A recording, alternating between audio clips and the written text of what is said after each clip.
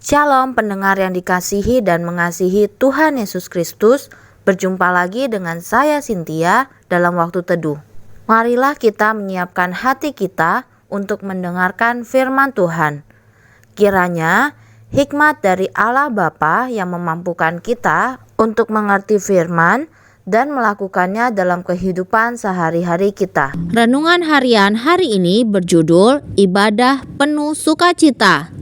Bacaan Alkitab diambil dari Efesus 6 ayat 5-9. Demikian firman Tuhan. Hai hamba-hamba, taatilah Tuanmu yang di dunia dengan takut dan gentar dan dengan tulus hati, sama seperti kamu taat kepada Kristus. Jangan hanya di hadapan mereka saja untuk menyenangkan hati orang, tetapi sebagai hamba-hamba Kristus yang dengan segenap hati melakukan kehendak Allah dan yang dengan rela menjalankan pelayanannya seperti orang-orang yang melayani Tuhan dan bukan manusia. Kamu tahu bahwa setiap orang, baik hamba maupun orang merdeka, kalau ia telah berbuat sesuatu yang baik, ia akan menerima balasannya dari Tuhan.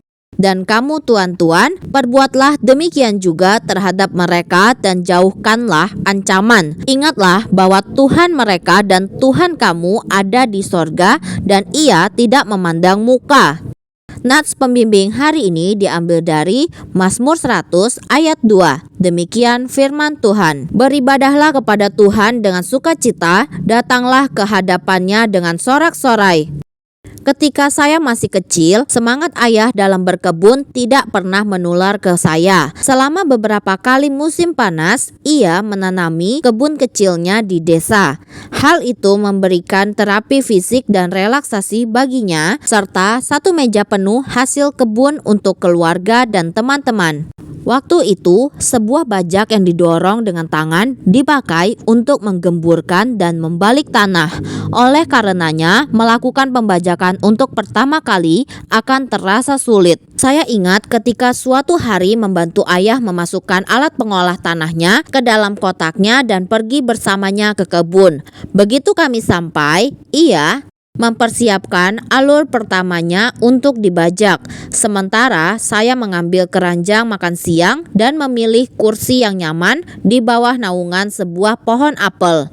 Saya sama sekali tidak curiga sewaktu memerhatikan ayah mengikatkan tali pada kedua pegangan alat pengolah tanah itu dan membentuk tali kekang. Dan tidak lama kemudian seorang anak laki-laki yang ogah-ogahan sudah berada di depan bajak.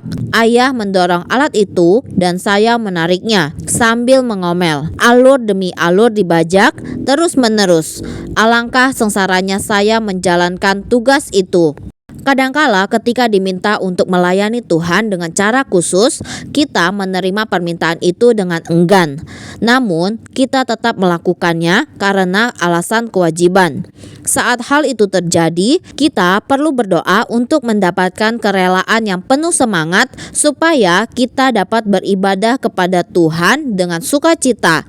Mazmur 100 ayat 2. Kerelaan yang penuh semangat mengubah pekerjaan yang membosankan menjadi pekerjaan yang menyenangkan. Demikianlah renungan harian hari ini. Sampai jumpa lagi pada kesempatan berikutnya. Tuhan Yesus memberkati kita semua.